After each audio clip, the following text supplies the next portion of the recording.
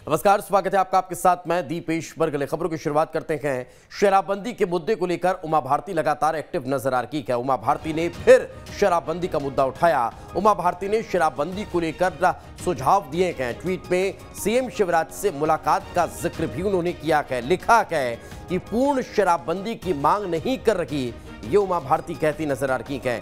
क्रमिक शराबबंदी से पूर्ण शराबबंदी की ओर बढ़ना चाहिए, ये भी वो कहती हुई नजर आ रही हैं। आबादी से दूर होना चाहिए शराब की दुकानें, ये भी उन्होंने कहा है। वो अपने ट्वीट के जरिए लिख रही हैं, मैं अभी दिल्ली में हूं। एक प्रतिष्ठित समाचार पत्र से जानकारी हुई कि मेरे भाई जबलपुर की पाटन विधानसभा से विधायक श्री अजय विश्नोई जी, आगे वो लिखती हुई नजर आ रही हैं, भी खुलेआम नई शराब नीति का विरोध कर रहे हैं। शराब एवं नशा यह राजनीतिक विषय नहीं है, सामाजिक विषय है। इतना ही नहीं, आगे वो लिख रही हैं, इस पर सबको बोलने का अधिकार है एवं ऐसे विषय पर फैसले लेते समय सामाजिक परामर्श लेना बहुत जरूरी होता है। किसानों के बारे में जो कानून बने थे, मोदी जी ने अपना बड़प्पन दिखाया और किसानों के हितों में अब ध्यान रखते हुए किसान कानून वापस लिए। यह मोदी जी के बड़प्पन एवं महानता की जीत थी। अभी 5 दिन पहले मेरी शिवराज जी की 1 घंटे आमने सामने बैठकर बातचीत हुई है। आगे वो लिख रही हैं, मैंने उन्हें सुझाव दिया कि पूर्ण शराबबंदी का आग्रह हम नहीं कर रहे हैं, बल्कि क्रमिक शराबबंदी से फिर पूर्ण शराबबंदी की तरफ बढ़ना चाहिए।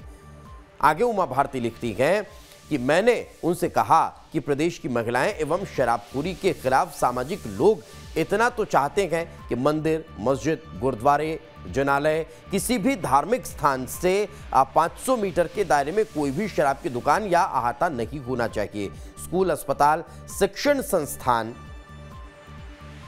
आगे वो लिख रही हैं, इनसे भी 500 मीटर की दूरी के अलावा जब तक यह संस्था खुले हैं तब तक शाम तक कोई भी शराब की दुकान व अहाता वहां पर बंद ही रहना चाहिए, खुलना नहीं चाहिए।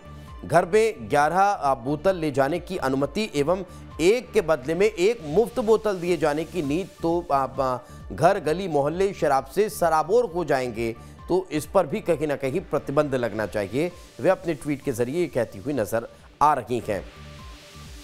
तो इस वक्त हमारे सहयोगी नितेंद्र शर्मा हमारे साथ जुड़ चुके हैं। नितेंद्र, शराबबंदी को लेकर जन जागरण, आंदोलन, लगातार प्रतिक्रियाएं, अनशन, इन तमाम चीजों के बाद अब क्रमिक शराबबंदी की तरफ उमा भारती का मूव करना आखिर क्या दर्शाता है? कहीं कोई बातचीत हुई है, कहीं कोई चर्चा हुई है, उसके बाद पूर्ण शराबबंदी से मूव होकर अब क्रमिक शराबबंदी तक पहुंचना? देखिए, कल कैलाश विजयवर्गीय ने भी ये बात कही थी, जो से उनकी बात हुई और उन्होंने कहा है कि हम पूरी तरह शराबबंदी नहीं चाहते, लेकिन हमें चाहते हैं कि फिर भी शराबबंदी हो। तो स्वाभाविक रूप से उमा भारती भी एक वरिष्ठ नेता है, वे समझती है कि पूरी तरह शराबबंदी होना अभी मध्य प्रदेश में संभव नहीं है। और उसका एक बड़ा कारण ये भी है कि मध्य प्रदेश में एक बड़ा हिस्सा जो है वो ट्राइबल हिस्सा आता है और ट्राइबल कल्चर में जो है वो शराब शामिल है। तो मध्य प्रदेश में शराबबंदी अचानक से पूरी तरह कर दी जाए, संभव नहीं है। तो ऐसे में उन्होंने कई तरह की चीजें उठाई हैं कि जो आते हैं उनको बंद कर दिया जाए, या जो उन्होंने जो स्कूल कॉलेज के 500 मीटर की बात उठाई है वो पहले से लागू है। वो आबकारी नीति में पहले से ये प्रावधान है कि स्कूल, कॉलेज, मंदिर, मस्जिद, इनके 500 मीटर के दायरे में शराब दुकान नहीं होना चाहिए। हालांकि अधिकारी उसका ध्यान नहीं रखते, ये भी हर बार होता है।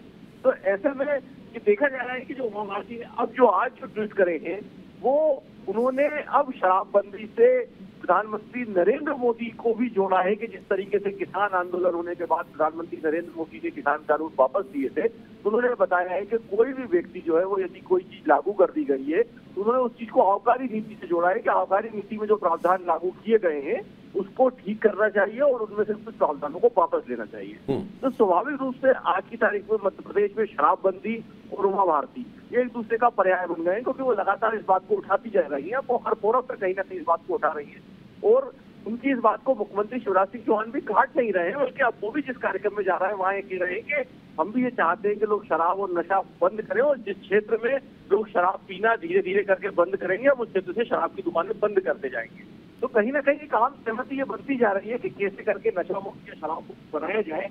हाँ, लेकिन समय लगता है, बहुत जल्दी ऐसे नहीं हो सकता क्योंकि सरकार के रेवेन्यू से जुड़ा मसला है। लेकिन उमा भारती लगातार अब हर फोरम पर इस बात को उठा रहे हैं। नितेंद्र, शराबबंदी और सामाजिक सरोकार के मुद्दों को उठाकर मध्य प्रदेश की राजनीति में उमा भारती अगर सक्रिय नजर आ रही हैं, तो क्या इसके पीछे के भी कुछ कारण हो सकते हैं? देखिए बिल्कुल, क्योंकि इस समय अगर देखा जाए तो वो मध्य प्रदेश की राजनीति अप्रासंगिक हो गई। अभी मध्य प्रदेश की राजनीति उमा भारती की जो एक जमाने में जो उनका रुतबा हुआ करता था, धीरे धीरे करके वो गया।